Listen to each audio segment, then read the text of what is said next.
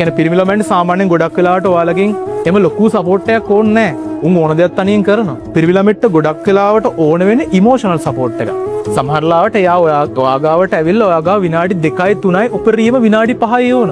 මොකක් හරි දෙයක් කතා කරන්න. සමහරට වගේ මූණ බලලා යන්න. ඒ වගේ චූටි දෙයක් විතරයි පිරිමි කෙනෙක්ට ගොඩක් වෙලාවට ගෑල් ළමයකින් ඕන. බහුතර ගෑල් ළමයි ගත්තොත් එහෙම එයාලට රීඩ් කරගන්න බෑත් මේ පිරිමියාට තමන්ගේ මොනවද ඕන කියලා. කොතන හරි තැනකදී එයාගේ වෙන පුංචි හරි ෆෝල්ට් එකකට ඔයා මොනවා හරි එකකට එයාට බ්ලේම් කරලා එයාගේ හිත බිඳලා ගියොත් එහෙම සමහර වෙලාවට එයාගේ පක්ෂපාතීත්වය කියන කිවින්ද එයා මුළු ජීවිත කාලෙම වත් එක්ක ඉන්න පුළුවන්. ඒකේ ඩවුට් එකක් නැහැ. එයා ඔයාට කන්න දෙයි, එයා ඔයාට බොන්න දෙයි, එයාව බලාගනි. එයා ඔයා වෙනුවෙන් ෆයිට් කරයි. කවදාවත් පිරිමි ළමෙක් තමන්ගේ ආත්මය කියන එක, තමන්ගේ හදවත කියන එක ජීවිතේටත් අය ඔයා ඉස්සරහ 100%ක් ඕපන් කරන්නේ නැහැ. මොනම ගෑල් ළමෙක් තමන්ගේ කොල්ලට හරි සපෝට් එකක් දෙනවා නම් මතක තියාගන්න එයා මුළු ලෝකෙම නත් ආගාවට ගෙනවා. කොල්ලෝ ප්‍රශ්නේ තියෙන්නේ එයාලා කියන්නේ සමහරලාට පිරිමි තමන්ගේ ඩැමේජ් වුණාම ඉන්ටර්නලි තමන්ගේ අභ්‍යන්තරයෙන් ඩැමේජ් වුණාම කොල්ලෝ එක පෙන්නන්නේ.